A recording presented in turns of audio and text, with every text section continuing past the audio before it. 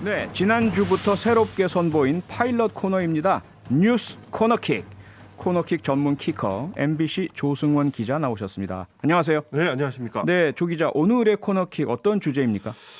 요즘 뭐 언론에 가장 많이 등장하는 기업이 여기가 아닐까 싶은데 어디죠? 쿠팡 얘기입니다. 이렇게 네. 쿠팡이요. 근데 뭐 나스닥 상장 이 얘기는 저 오늘 안 하려고 그럽니다. 네. 이 얘기 뭐 너무 많이 들으셨을 것 같아갖고 네네. 이 얘기는 제가 안 하고요. 여러 번 뉴스 사이킥에서도 다뤘어요. 예. 그 이 나스닥 상장까지 추진할 정도로 거대해진 이 기업 쿠팡의 성공 신화에 가려진 네. 이 노동자들의 눈물 그 얘기를 좀 해볼까 합니다. 예.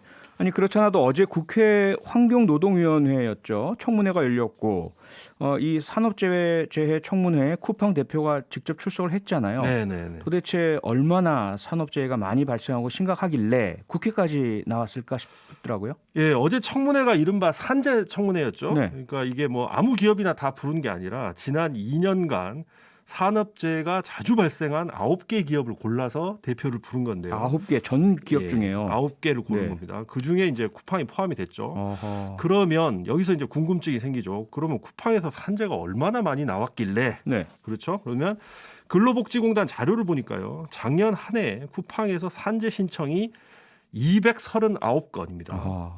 그런데 이 중에 15건 빼고 네. 전부 산재가 승인이 됐습니다. 아하. 이 정도면 뭐 계산해 보면 아시겠지만 이틀에 한 번이 더 되죠. 그러니까 네. 이틀에 한 번씩은 누군가 죽거나 다쳤다는 얘기입니다. 아하. 제가 볼 때 이 숫자가 지금 엄청난 게 2017년도에 네. 쿠팡 산재 신청 건수가 50건이었거든요. 네. 물론 그 이후에 기업이 굉장히 성장을 했잖아요. 그러니까 커져서 그런 걸 수도 있는데 그렇다고 해도 몇 년 사이에 4배 정도가 늘어버린 거예요. 너무 많이 늘었네요. 게다가 아시다시피 이게 산재 신청을 통해 드러난 게 이 정도라면 실제로는 더 훨씬 많을 더 수 많죠. 있죠. 예. 네. 그리고 지금 또 다른 통계를 하나 보면요. 이게 이제 엊그제 스트레이트 보도에도 나온 건데 예. 쿠팡 물류센터 중에 규모가 큰 곳이 있어요. 이게 지금 뭐 덕평, 동탄, 인천, 칠곡 이렇게 물류센터 4곳이 있는데 네. 이 4곳에 지난해 119 구급차가 몇 번 출동했는지를 확인을 해봤더니 네. 77건. 그러니까 닷새에 한 번꼴로 119가 와야 될 정도의 응급 환자가 생겼다는 거예요. 119 왔다면 응급 상황이잖아요. 응급 상황인 거죠. 그러니까 이게 그러니까 노동자 얘기를 들어보면 네.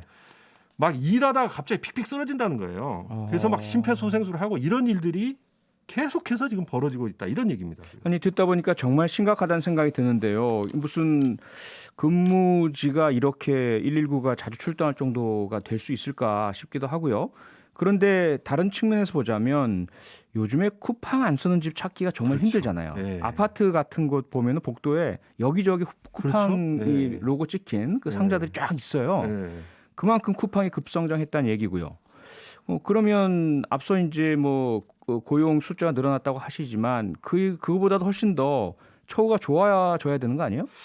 그렇긴 한데요. 예. 예전에 이제 그 쿠팡 창업자 이분이 이제 하버드 유학파죠. 네. 김범석 의장이 실제로 그런 말을 했어요. 쿠팡 없이 우리가 어떻게 살았지? 이런 얘기 나오게 하겠다라고 네. 공언을 했었는데 지금 보면 실제로 대한민국이 그렇게 됐습니다. 실현됐네요. 예. 저도 뭐 몇 번 써봤는데 정말 엄청나게 빠르더라고요. 네. 그러니까 뭐 밤에 주문하면 다음날 바로 와버리고 로켓 배송. 로켓 배송. 예. 그렇죠. 이거 뭐 주문한 사람조차 놀랄 정도의 그런 뭐 속도가 엄청나게 빠르더라고요. 네. 근데 이걸 지금 잘 생각해 보면 이런 생각이 드는 거죠. 이렇게 내가 밤에 주문했는데 다음날 바로 받아봤다? 이 얘기는 누군가 나를 새서 일을 했겠구나. 그러네요. 이런 생각이 들죠. 그러니까 네.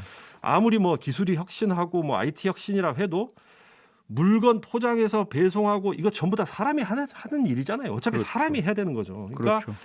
고객이 빨리 받게 되는 만큼 노동자는 압박을 받을 수밖에 없다는 얘기고요. 네. 특히 작년부터 지금 코로나 때문에 배송 물량이 엄청나게 늘어나면서 노동 강도도 세졌다고 하는데 아하. 예를 들어서 작년 10월에 쿠팡에서 지금 과로사로 숨진 고 장덕준 씨 사례를 지금 얘기를 많이 하는데 네네. 이분 같은 경우에 나이가 28살 정말 우리 흔히 하는 말로 한창인 분입니다. 한창이죠. 예. 어머님 말씀 들어보면 자라면서 잔병 치레 한 번 안 했다고 하고 네. 근데 어느 날 갑자기 야근 마치고 돌아와서 바로 돌아가셨거든요. 그럼 이분이 쿠팡에서 어떻게 일을 했느냐. 1년 4개월 동안 쿠팡 물류센터에서 일 단위 계약 그러니까 하루 단위? 일용직이죠. 그렇죠. 네. 하루하루 이렇게 계약해서 하는 일용직으로 일을 했는데 네. 근무 형태가 저녁 7시에 출근해서 새벽 4시 퇴근. 그러니까 새벽 근무를 일주일에 이런 근무를 5일, 아이고. 한 달 22일 근무가 기본이고 어떨 때는 7일 연속 근무를 했다고 해요. 이런 새벽 근무를. 네. 그래서 원래 체중이 75kg이었는데 60kg까지 빠졌다고 합니다. 아니 야간 근무를 계속 한다고 그다음에 주간에 잘 수 있는 건 아니잖아요. 사람의 그렇죠. 생리가. 야근 저도 많이 해봐서 압니다. 그렇죠. 예. 반드시 또 교대를 해줘야 되고요. 그래요. 그런데 이런 야근 문제뿐만 아니라 이 쿠팡이 노동자 쥐어짜가지고 작업 속도를 올리는 노하우와 시스템이 정말 기가 막힌데 네. 비판이 많아지니까 이제는 안 한다고 하는데 원래 쿠팡에서 UPH라는 그런 시스템이 있어요. UPH요. 예, 유니퍼 아워라 그래가지고 네. 노동자 한 명이 한 시간에 물량을 몇 개를 처리하는지를 전부 수치로 파악합니다. 그래서 어허. 이걸로 근로자들을 압박을 해요. 네. 그러니까 작업자들 한 명 한 명한테 단말기 하나씩을 다 줘요. 음흠. 그래서 이 단말기를 통해서 작업 속도를 실시간 측정하고 네. 속도가 떨어지잖아요, 만약에. 예. 그러면 바로 불러요. 호출을 해서 거의 공개적으로 망신을 주다시피 하면서 속도 좀 올리라고 공개적으로 체근을 하거든요. 허허. 이걸 그래서 쿠팡 노동자들이 뭐라 부르느냐? 공개 처형이라고 부릅니다. 공개 처형이요. 예. 이런 공개 처형 때문에 화장실 가고 싶어도 참고 일하는 사람들이 많고 휴식 시간 끝나기도 전에 미리 작업장 가서 일을 해놓는 거예요. 그리고 이번 스트레이트 보도 보신 분들은 아시겠지만 쿠팡은 화장실 갈 때조차 보고를 하고 가야 됩니다. 네. 만약 화장실 가는데 보고 안 하고 가면 면박 주고 혼이 납니다. 그리고 또 화장실을 또 오래 다녀오면 왜 그랬는지 해명을 또 해야 됩니다. 그러니까 이게 보면 저도 일을 하다 보니까 좀 약간 뭐가 올라오는데 예. 아니 이런 공개 망신 그리고 여성 노동자한테까지 무슨 화장실 왜 오래 다녀왔냐 꼬치꼬치 캐무는 행태 이게 지금 정말 이게 21세기 대한민국에서 이런 일이 과연 가능한가 좀 싶네요. 아니 그런 상황이라면 화장실에 가도 제대로 이게 배뇨작용, 배변작용도 안 될 것 같거든요. 그러게 신경 가민이 말입니다. 되고. 예. 지금 5933님께서 들으시다가 문자를 주셨어요. 건설 현장에서도 119 출동 그렇게 많이 안 하는데 놀랍습니다. 이 업무의 형태가 너무 다르잖아요. 네. 건설 현장이야 위험성이 있다고 하지만 여기 그렇지도 않은데 지금 말씀을 계속 듣다 보니까 정말 이렇게 힘들고 열악한데 왜 일을 하나 그만두면 되지 않을까 이런 생각까지 들어요. 그런데 뭔가 이유가 있으니까 그만두지 못하겠죠. 네, 여기에도 이유가 있습니다. 네. 이거 보면은 제가 진짜 뭐 비꼬는 말이 아니라 역시 창업자가 이게 하버드 출신이라서 그런지 이런 쪽으로는 정말 머리 잘 쓴다 이런 생각이 좀 들거든요. 근데 예. 이게 쿠팡이 사람을 어떤 식으로 뽑아서 어떻게 쓰는지를 보면 되는데요. 여기는 아시다시피 정규직이라는 게 거의 없잖아요. 네. 거의 대부분 비정규직인데 애초에 계약 기간을 일용직 그러니까 하루하루 아니면 3개월, 9개월, 1년 이런 식으로 잘게 쪼개 넣습니다. 네. 그러니까 그래서 어떻게 사람을 쓰냐면요. 일용직으로 뽑아서 일을 잘 하면 3개월 계약으로 올려줘요. 허허. 그리고 또 3개월 뽑아서 일을 더 잘하면 9개월 계약으로 올려주고 또 이걸 또 잘 버텨내면 1년 계약으로 바꿔주는 겁니다. 예. 이런 식으로 3개월, 9개월, 1년 이런 식으로 계속 평가를 해서 걸러내버리는 거죠. 그러니까 윗단계로 올라가려면 노동자 스스로 자기를 막 쥐어짜서 성과를 내야 되는 거예요. 네. 이게 또 회사 입장에서는 참 편리한 게 자기들 보기에 만약 성과가 좀 떨어진다 혹은 회사에 또 좀 불만을 제기할 수 있잖아요. 네. 이게 노동 환경이 왜 이렇게 열악하냐 불만을 제기할 수 있잖아요. 그렇죠. 이런 사람들은 계약 기간 끝나면 바로 잘라버리면 그만인 거죠. 하하. 아니 그러다 보니까 눈앞에 보이니까 자기 화장실 갈 시간도 줄이고 억지로 참고 견뎌내면서 다음 계약까지 갈 수밖에 없는 구조네요. 그렇죠. 예. 회사 입장에서는 정말 편리하기도 하고 효율적인 그런 시스템인데 회사 입장에서는 그렇죠. 회사 입장에서는 그렇죠. 예. 성과와 속도를 첨단 시스템으로 압박을 해서 계약 기간은 초단기로 해놓고 언제든지 마음에 안 들면 계약 해지 네. 자를 수 있는 구조 아닙니까?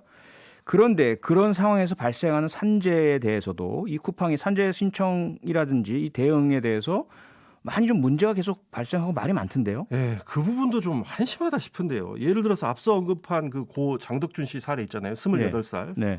그분 돌아가신 그분. 이 사건 알려지고 언론 보도들이 나오니까 당시 쿠팡에서 홈페이지에다가 왜곡된 주장을 중단하라. 그리고 물류센터 업무와 장씨 죽음은 무관하다. 이런 식으로 얘기를 했었어요. 예. 이게 홈페이지에 그렇게 올린 겁니다. 자기네. 어허. 그러면서 뭐 여러 가지 얘기를 했죠. 그때 뭐 장 씨가 근무했던 작업장은 업무 강도가 낮았다. 그리고 뭐 주당 근무 시간도 뭐 평균 44시간으로 근로기준법 다 지켰다 뭐 이런 주장을 했는데 네. 나중에 근로복지공단이 조사를 해보니까 오히려 왜곡된 주장을 한 쪽은 유족과 언론이 아니라 쿠팡이었다는 게 명명백백하게 드러난 거죠. 네. 당시에 이제 사인이 심근경색인데 이게 왜 심근경색으로 왔냐? 육체적 강도가 높은 업무에 노출됐기 때문이다라는 결론이 났고 특히 근육을 너무 많이 써서 급성으로 근육이 파괴되기까지 했다는 그런 결론이 났어요. 아이고. 그리고 주당 뭐 44시간 노동 뭐 이런 주장을 했는데 이 네. 쿠팡에서 노동법 공부 제대로 안 하신지 몰라도 야간 노동은 근로 시간을 더 쳐주잖아요. 네. 예, 그래서 주당 평균 58시간, 사망 직전에는 62시간 근무한 걸로 봐야 한다는 게 근로복지공단의 결론입니다. 어이고. 그렇게 하고 그래서 산재를 인정을 하니까 네. 그제서야 쿠팡은 사과문을 발표했죠. 쿠팡의 대응 방식이 항상 이런 식인데 지난달 11일에 그 화장실에서 동탄 물류센터 화장실에서 50대 노동자가 쓰러져 사망한 사건이 있었잖아요. 네. 그날 기온이 영하 10도였거든요. 최저 기온이. 그런데 그때 작업장에 난방기구가 하나 없었다는 거 아닙니까? 예, 그래서 예. 작업자들이 핫팩 하나로 버티면서 일을 했다는 건데 아니 그러다가 노동자가 숨졌는데 그때도 쿠팡 측은 열악한 근무 환경과 과로 때문에 죽었다는 악의적인 주장을 멈춰라 이렇게 얘기를 했습니다. 똑같네요. 예. 반응이.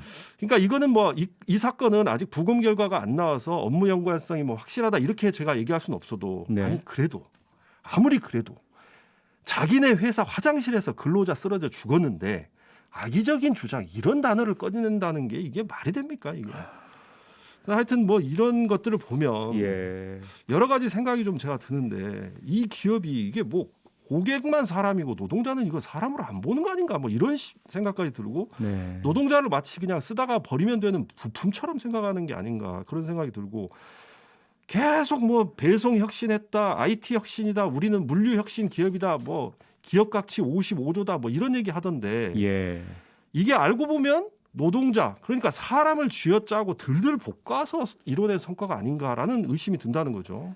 아니 지금이 21세기지 않습니까? 그러니까요. 우리가 산업혁명 초기 영국에서 그렇게 노예 노동시키고 사람 죽이고 갈취하고 이렇게 부를 축적하던 것이 결코 허용될 수 없다라고 한 것이 벌써 200년 전인데 그러니까요. 지금에도 이렇게 한다는 것이 전 도대체가 이해가 가질 않는데요. 아니 그래서 제가 정말 진짜 쿠팡을 생각해서 쿠팡 그 김범석 회장님 생각해서 드리는 말씀인데 네. 이런 기업 문화, 이런 작업 시스템 하루빨리 바꿔야 되지 않냐. 왜 이러냐면 쿠팡이 그렇게도 소중하게 생각한다는 고객들도요. 네. 만약에 이게 많이 알려지게 되면 자기가 받아본 상품에 노동자들의 이런 피와 눈물이 묻어 있다는 걸 알게 되면 아이고. 쿠팡으로 주문 쉽게 할 수 있겠습니까? 못하죠. 그 제발 부담도 좀 생기고. 더 가슴이 늦기 전에 아프죠. 좀 바꾸셨으면 이런 상태로는 정말 안 된다라는 네. 말씀 좀 드리고 싶습니다. 많은 분이 문자를 보내주고 계십니다. 4552님께서요. 쿠팡 와우 회원으로 새벽 배송 정말 많이 이용했었어요. 너무 부끄러워 방금 탈퇴했습니다. 가끔 들었었는데 이 정도일 줄 몰랐어요. 2874님 쿠팡 동탄 물류센터에서 일해봤는데요. 여름에 냉방시설이 없어서 찜질방 수준입니다. 개선되길 바랍니다. 그러니까 개선되길 바랍니다라는 대단히 부드러운 촉구의 표현이지만 그 이면에는 정말 가슴이 아프고 몸이 쥐어짜지는 그 느낌이 이렇게 느껴지네요. 네. 가슴이 아프고요. 쿠팡 꼭 그 문제 해결을 해주시기를 부탁드리겠습니다. 뉴스 코너킥 오늘은 여기까지 하겠습니다. 다음 주 화요일에 다시 와주실 거죠? 네. 네, MBC 조승원 기자였습니다. 고맙습니다. 네, 감사합니다. 평일 저녁 6시 5분에 여러분을 찾아갑니다. MBC 라디오 표창원의 뉴스 하이킥.